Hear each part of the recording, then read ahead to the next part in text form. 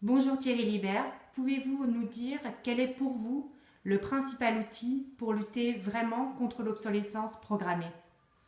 Quand on a travaillé avec le groupe de travail sur l'obsolescence programmée, on a mis en évidence un très grand nombre de pistes d'action. On en a repéré plus d'une vingtaine. C'est dire que des solutions existent. On a essayé de dégager les trois propositions qui nous semblaient les plus structurantes, comme l'éco-modulation pour la fiscalité écologique, notamment l'éco-contribution.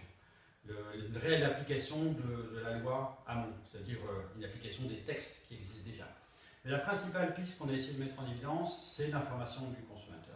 On pense que le consommateur a droit de savoir quelle est la durée de vie, le nombre d'utilisations du produit qu'il va acheter. Pourquoi? Parce que d'abord on sait que c'est efficace, c'est-à-dire depuis le début de l'année on a expérimenté et on sait que ça donne des effets. C'est-à-dire que le consommateur repère l'information sur la durée de vie du produit, il est prêt à acheter un peu plus cher des produits plus durables. Donc c'est-à-dire que ça laisse le choix. C'est un dispositif qui est pas contraignant, c'est un dispositif qui ne coûte rien, donc c'est un dispositif qui redonne du pouvoir aux consommateurs sans brider les entreprises et qui donne une prime aux entreprises qui s'engagent résolument dans la durabilité.